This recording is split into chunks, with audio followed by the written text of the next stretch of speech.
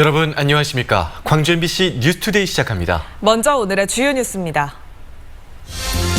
전일빌딩 헬기 탄능을 감정한 국과수 총기 연구실장이 전두환 재판에서 헬기 사격이 아니고는 설명할 수 없는 총탄 자국이라고 증언했습니다. 전씨 측 변호인은 5.18 때 생긴 거라는 과학적 근거가 있냐고 따졌습니다.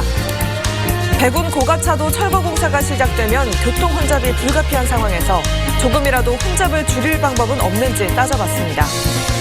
이용섭 광주시장이 군공항 이전과는 별개로 민간공항을 무안공항으로 이전 통합하겠다고 밝혔습니다. 전남대학교가 이론 수업에 대해서도 대면 강의를 시작했습니다. 학생들의 반응은 엇갈렸습니다. 어제 전두환 형사재판에서 검찰 측의 증인들은 전일빌딩에 남은 탄흔으로 볼 때 헬기 사격이 있었던 건 분명하다고 증언했습니다.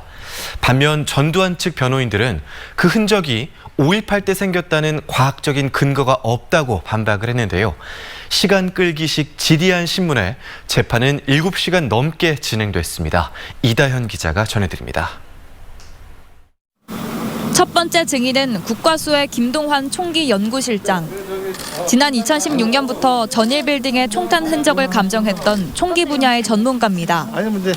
김 실장은 증인 신문에서 헬기 사격이 아니고는 설명할 수 없는 총탄 흔적이라고 단언했습니다. 전일빌딩 10층 내부에는 바닥에까지 탄흔이 남아있는데 당시 주변에 더 높은 건물이 없었기 때문에 바닥에 흔적을 남길 수 있는 건 비행체 사격이 유력하다고 증언했습니다. 특히 위아래와 수평으로 각도를 바꾸면서 사격할 수 있는 건 비행체밖에 없다고 밝혔습니다. 옥상에서 줄을 타고 내려오거나 10층 출입문 쪽에서 사격했을 가능성도 일축했습니다. 설명이 안 되잖아요. 그 헬기 이외에서 그런 단어를 만들 수 있다는 게 설명이 안 되고 실내에서 사격이다 그런 이야기들도 하시는데 그런 것 같지는 않고요. 국방부 헬기 사격 특조위의 조사관으로 참여했던 전남대 5.18 연구소의 김희송 연구교수도 5.18 당시 군의 작전 기록을 바탕으로 헬기 사격을 증언했습니다. 반면 전두환의 법률 대리인인 정주교 변호사는 5.18 때 생긴 흔적이라는 과학적 근거가 있냐고 따졌습니다. 전일빌딩의 탄흔을 과연 헬기에 의한 사격으로 볼 수 있는지 여부를 오늘 정구 조사를 통해서 아마 검증을 하게 될 겁니다. 정 변호사는 수백 개의 총탄 흔적 하나하나마다 비슷한 질문을 이어가면서 증인 신문이 한밤중까지 계속됐고 중복 질문을 제지하는 재판장과 신경전을 벌이기도 했습니다. 다음 재판은 오는 22일로 예정돼 있습니다. 이때는 신군부 인사들이 나올 예정인데 전두환 측은 이희성 당시 계엄사령관과 백성묵 항공대 대대장 등을 증인으로 신청했습니다. MBC 뉴스 이다현입니다. 이용섭 광주시장이 민간공항을 무안공항으로 이전 통합하는 것을 군공항과 별개로 추진하겠다고 밝혔습니다. 이 시장은 광주 민간공항을 무안공항으로 이전하는 것은 시도민들과의 약속이라며 광주 군공항 이전 문제와 별개로 이전 통합하겠다고 밝혔습니다. 광주시와 전라남도 무안군은 2021년까지 광주 민간공항을 무안공항에 통합시키겠다고 합의한 바 있습니다. 한편 광주 군공항 이전 추진 시민협의회는 최근 군공항을 옮기지 않으면 민간공항 이전도 어렵다고 주장했습니다.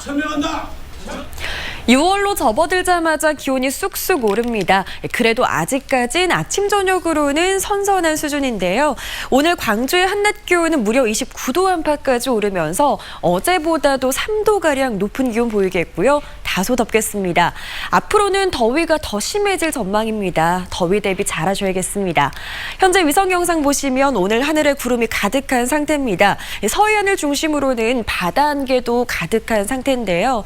이 때문에 현재 무안공항에는 저시정특보가 내려져 있습니다. 항공기 운항 정보 확인 잘 하셔야겠고요. 서해안과 가까운 지역의 가시거리가 짧아져 있는 상태입니다. 영암의 가시거리 300m 안팎을 보이고 있습니다. 교통안전에 주의하셔야겠습니다. 날씨 정보였습니다. 광주의 상습 정체 구간 중 하나인 백운광장의 백운 고가철거가 코앞으로 다가왔습니다. 현재 지하철 2호선 공사가 진행 중이고 백운고가 철거가 끝나면 지하차도 공사도 예정돼 있는데요. 잇따른 공사에 따른 백운광장 일대의 교통 불편이 불가피한데도 광주시의 대책은 부족해 보입니다. 남궁옥 기자가 취재했습니다. 상습 정체 구간이자 하루 평균 14만 대의 차량이 다니는 광주 백운광장 도로입니다. 백운광장을 통과하려는 차량들이 길게 늘어서 있고 꼬리물기를 하는 탓에 일대 교통이 혼잡스러워지기 일쑤입니다. 도시철도 2호선 공사까지 진행되고 있어 시민들에겐 악명 높은 정체 구간입니다. 항상 고가 위로 다녔었는데 이제 공사를 지하철 공사나 철도 공사를 하다 보니까 많이 막히는 것 같습니다. 4일부터 백운고가의 철거 공사가 시작되면 일대의 교통 정체는 더 심해질 것으로 예상됩니다. 백운고가 철거는 11월 말까지 단계별로 진행됩니다. 전체 386m 길이의 고가를 7등분해서 양 끝부터 철거가 시작되는데 이 과정에서 고가의 좌우 옆 한 차선씩은 통제됩니다. 고가 철거가 끝이 아닙니다. 연이어 지하차도 공사가 시작되는데 남광주 방면에서 농성광장 방면으로 연결되는 지하차도 공사는 도시철도 2호선 공사와 함께 2023년 말에 끝날 예정입니다. 4년 가까이 교통정체가 불가피해지자 광주시는 백운광장으로 유입되는 차량을 최소화하기 위한 대책을 내놨습니다. 주월교차로와 백운초교 사거리 등 5개 접근 방면 6개 지점에 좌회전 등을 허용해 우회 경로를 마련한 것이 핵심입니다. 추가 차로 확보를 3개소를 해서 하고 있고 전반적으로 도로 표지판 정리를 하고 있으며 그 다음에 신호체계 변경을 이렇게 하고 있는 중입니다. 한마디로 돌아가라는 건데 우회만으로는 교통정체를 해소하기는 어려울 것으로 보입니다. 광주시 자료에 따르면 백운교차로를 통과하는 차량 한 대당 정체 시간은 2분 38초에서 최대 4분 31초, 주월교차로는 51초에서 최대 2분까지 2배 이상 늘어난 것으로 예측됐습니다. 걱정 중인데 우회도로 지금 표시도 아직 정확히 표시가 안 됐더라고요. 그래서 좀 불편함 겪고 있을 것 같아요. 광주시는 공사가 본격적으로 시작되면 문제점을 파악해 추가 대책을 마련하겠다고 했지만 당분간 시민들의 불편은 피할 수 없어 보입니다. MBC 뉴스 남궁욱입니다.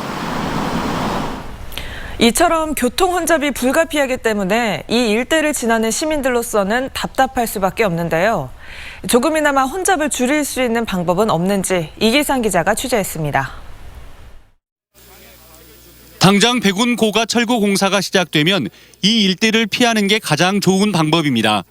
오는 11월 말까지 백운 광장은 말 그대로 교통 지옥이 되기 때문입니다. 동구와 남구 서구 주민들이 출퇴근 시간 낭비를 줄이기 위해서는 운행 거리가 늘어나더라도 제2순환도를 이용하는 게 최적의 대안입니다. 운행거리는 좀 길어질 수 있지만 도심이 교통 혼잡을 피해서 갈 수 있기 때문에 총 운행 시간이나 비용 측면에서는 오히려 효과적일 것으로 예상이 됩니다. 공사 기간 동안 도심권 교통 혼잡을 피하기 위해서 제2순환도를 이용하는 차량이 늘어날 것으로 예상됩니다. 문제는 꼬박꼬박 부담해야 하는 통행 요금입니다. 이 때문에 한시적으로나마 순환도로 요금소의 통행료를 낮추거나 면제하는 방안이 마련될 필요가 있습니다. 순환도를 없애주면 손님들한테 좀 돌아가더라도 더 빠르게 가니까 좀 이야기할 수도 있고. 운행 거리나 경로상 순환도로 이용이 불가능할 경우 우회 도로를 활용하는 게 하나의 방안입니다. 광주시는 우회로 안내 자료를 제작해서 운전자들이 백운 광장을 거치지 않고 목적지를 갈 수 있는 방법을 안내하고 있습니다. 하지만 왕복 4차로 이하의 우회로는 불법 주정차 차량 때문에 운전자들이 자칫 낭패를 볼 수도 있습니다. 아무래도 우회 도로를 만든다 그러면은 불법 주정차 돼 있는 거 그런 거를 못하게끔 해놔야죠. 그래야지 차들도 원활하게 다닐 수 있겠고. 도심권 운전을 하는 시민 대다수가 차량용 내비게이션을 이용하는 상황에서 교통 전문가들은 내비게이션 운용 회사와 협의를 거쳐 공사 기간 동안 백운 광장 우회로를 먼저 안내하도록 하는 시스템 보완을 해야 한다고 조언하고 있습니다. MBC 뉴스 이기상입니다. 전남대학교가 일부 이론 수업에 대한 대면 강의를 시작했습니다. 극히 일부이긴 하지만 대학이 서서히 정상화를 찾아가는 모습입니다. 이재원 기자입니다. 마스크를 눌러 쓴 학생들이 하나둘씩 건물 입구로 모여들고 발열 체크와 함께 신원 확인이 실시됩니다.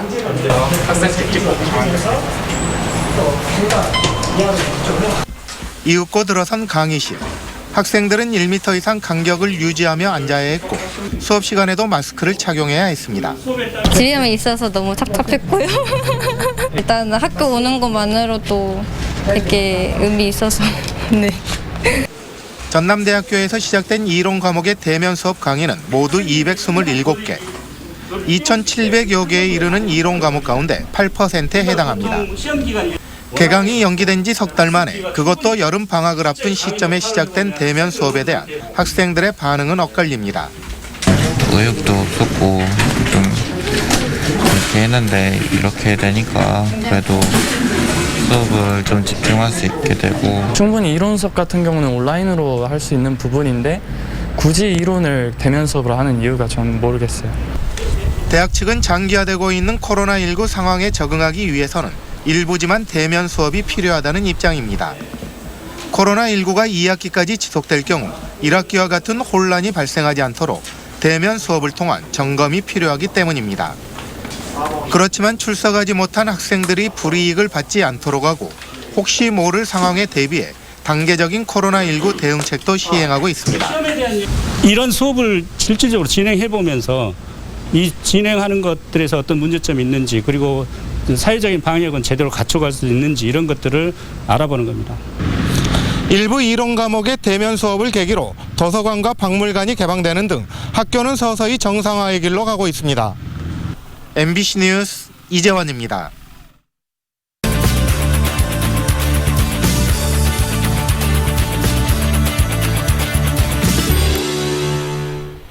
내일부터는 3차 등교 개학이 예정돼 있습니다. 광주시 교육청은 학교 구성원들의 의견과 교육청의 협의를 거쳐 온라인 수업과 등교 수업을 병행하도록 했는데요. 전교조는 현장의 목소리가 반영되지 않고 있다고 성명을 냈습니다. 좀 더 자세한 내용 전교조 김병일 광주지부장과 이야기 나눠보겠습니다.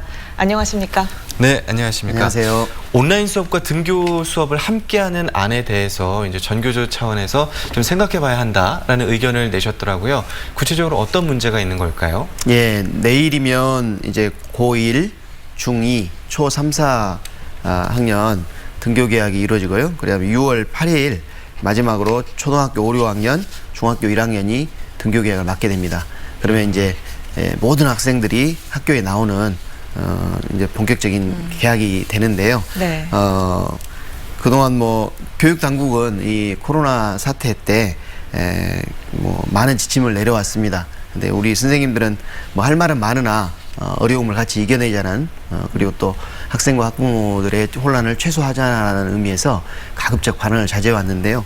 지금 이 전체 학생들이 등교하는 등교 개학을 맞이하면서 좀 더 학교 현장의 목소리를 귀를 기울여야 한다라는 그런 지금 얘기를 하고 싶습니다.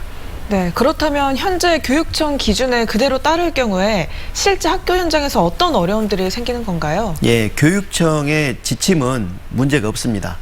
일정 규모 이상의 학교, 그러니까 학생 수가 많거나 학급의 학생 수가 많은 학교에 대해서는 등교 개학과 함께 온라인 수업을 병행할 수 있도록 여기 선택지를 주었어요. 그러나 학교 현장에서 실제로 이런 병행해서 이렇게 수업을 진행하려고 했더니 교육청에서 난색을 표합니다. 교육청에서 내부 방침이 있는 걸로 저희는 알고 있어요. 그래서 교육청이 이렇게 내부 방침을 지키려고 하기보다는 학교 현장의 목소리 또 교사와 학부모들이 염려하는 이런 사회적 거리두기, 이 학교 안에서 거리두기, 그다음에 안전한 학교 만드는데 교육청이 좀 더 현장 목소리에 귀를 기울여야 한다고 생각을 합니다. 네, 그렇군요. 그런데 이제 이렇게 학교 현장의 어떤 자율적 판단을 이야기하시지만 코로나19 상황을 효과적으로 통제하려면 이 시교육청 차원의 일관된 기준도 필요하다라는 의견도 있거든요. 어떻게 보십니까? 예, 현실적으로는 많은 어려움이 있습니다만 그동안 우리 선생님들은 방역 당국, 교육 당국에서 제시한 방역 지침 지금 최대한 잘 지키고 있다고 생각을 합니다.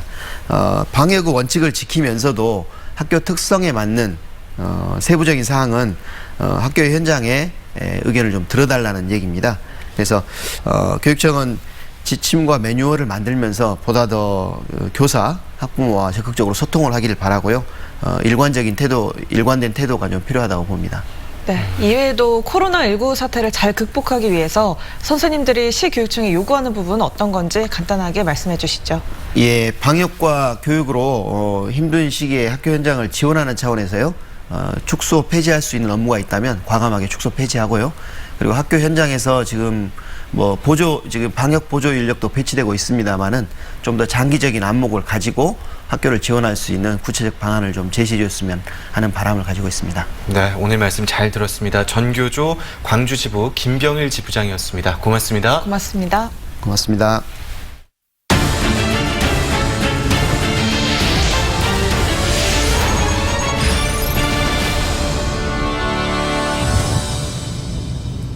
신체의 면역 기능을 강화해서 난치병을 치료하는 면역치료제가 차세대 치료 백신으로 주목받고 있습니다. 이미 여러 나라들이 개발 경쟁에 뛰어들었는데요. 우리나라 면역치료제 개발을 진두지휘할 국가 면역치료 플랫폼이 화순에 들어섭니다. 양현승 기자가 보도합니다. 화순군이 암과 치매 등 난치성 질환의 차세대 치료 백신인 면역치료제 개발의 중심이 됐습니다. 정부 공모에서 첨단 의료 복합단지를 앞세운 충북을 전남이 따돌린 겁니다. 화순 전남대병원의 암 분야 의료 기술력, 전남 생물의학센터 등 면역치료 분야의 선제적인 10년간의 준비가 빛을 봤습니다. 화순 나주 장흥을 잇는 생물의학 산업 벨트 대통령 핵심 공약 사항입니다. 그걸 완성시킬 수 있도록. 초고령화 속에 질환자가 급증하면서 미국과 일본 등 선진국을 중심으로 시장이 100조 원대 규모로 커진 면역치료제. 체내 면역세포를 활성화해 병을 치료하는 방식으로 부작용이 적은 미래치료법으로 각광받고 있습니다. 하지만 국내에서는 면역 항암제 1년 치료에 5천만 원 이상 드는 등 접근하기 어려운 실정. 전남대와 포스텍 등 국내 5개 대학과 화순 전남대병원, 삼성 서울병원, 그리고 바이오 의약기업 등 17개 기관이 국가 면역치료 플랫폼에 참여합니다. 국내에서는 유일하게 면역치료제 연구 개발과 임상실험, 기술 이전, 제품화까지 한 곳에서 이루어집니다. 선도적으로 기반을 갖춰서 1조 2천억 원의 대형 국가 프로젝트인 첨단 의료 복합 단지를 유치하겠다, 지금 이렇게 하고 있습니다. 전라남도는 화순 백신 산업 특구와 국가 면역치료 플랫폼을 발판으로 향후 정부의 국가 첨단 의료 복합단지 지정을 건의할 계획입니다. MBC 뉴스 양현승입니다.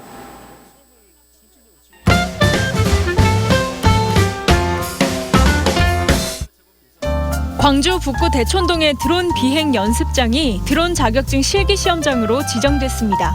항공안전법에 따르면 12kg을 초과하는 드론으로 방제 사업이나 항공 촬영을 할 경우 국가 자격증이 필요한데요. 이제 광주 시민들은 드론 자격증을 가까운 곳에서 딸 수 있게 된 겁니다.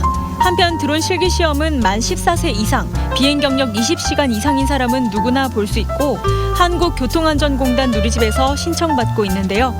북구 시험장에선 오는 16일부터 매주 화요일과 수요일에 실기 시험이 진행됩니다. 6월부터 무등산에서 먹을 수 있는 친환경 도시락 서비스가 다시 시작됩니다. 남도 한정식으로 구성된 무등산 친환경 도시락은 코로나19 여파로 서비스가 일시 중단된 상태였는데요. 지역 경제에 도움을 주고 지역민들의 편의를 위해 다시 진행됩니다. 메뉴는 이전처럼 무등 정식과 무등 보리굴비 주먹밥 2가지고 한 개당 8,000원입니다. 산행 전일 오후 4시까지 신청해 증심탐방지원센터, 원효분소, 화순군 수만리 탐방지원센터에서 받으면 됩니다. 광주 국악 상설 공연이 오늘부터 시작됩니다. 오늘은 5.18 40주년 기념 특별 공연이 있는데요. 5월 단체와 유가족, 시민들이 함께합니다. 3일에는 얼수팀의 한량무, 진도 북춤 공연이, 4일엔 아시아민족음악교류협회의 살풀이가 진행됩니다. 오후 5시부터 광주 공연마루에서 관람할 수 있고 일요일 오후 2시에는 광주문화예술회관 유튜브 채널을 통해 공연을 다시 볼 수 있습니다.